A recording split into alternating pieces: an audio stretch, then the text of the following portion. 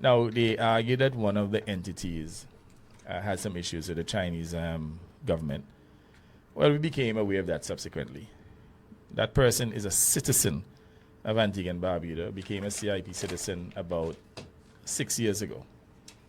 Now, we would have learned from the Chokti situation that where a person is a citizen, you cannot repatriate that person without going through a legal process. You can't extradite that person without, first of all, receiving an extradition order and then allowing the legal processes to take place. Almost invariably, whenever there's an extradition order, it is challenged. Even when our comrade there, Leroy King, the U.S. sent us an extradition order for King. In fact, they sent it during the Baldwin Spencer administration. They could not remove Leroy King from the state because he had the protection of the law as a citizen.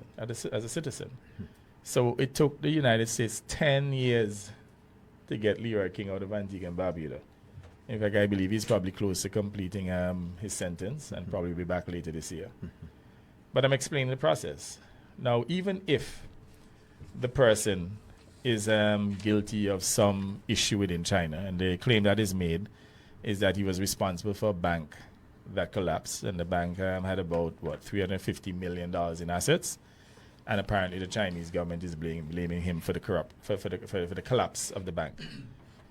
Now, again, as I said, as a government, we have to allow for due process. And if the Chinese government, for example, were to issue an extradition order, in fact, I'm not even sure if we have an extradition treaty with China. I'll have to double check that.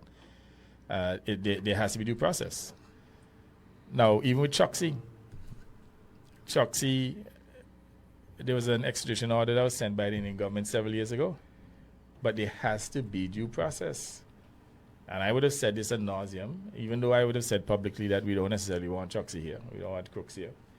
But you have to respect the fact that, you're practically innocent until proven guilty. And that there is a process. You have to allow for due process. Each citizen, and it doesn't matter how you obtain your citizenship, even if you are CIP, born Antiguan, or by naturalization, by marriage, the reality is we have to allow for due process. That's the law. So, it's not within the domain of the cabinet to make any determination whether this man should be extradited. In fact, they say he's wanted by Interpol. To the best of my knowledge, the man comes here literally on a monthly basis.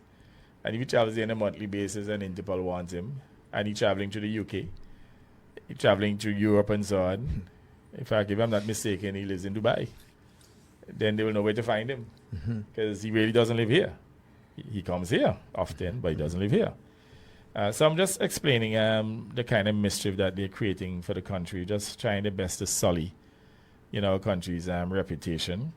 And now they're trying to undermine, one of the most important bilateral relations for Antigua and Barbuda, the relationship between Antigua and Barbuda and the PRC.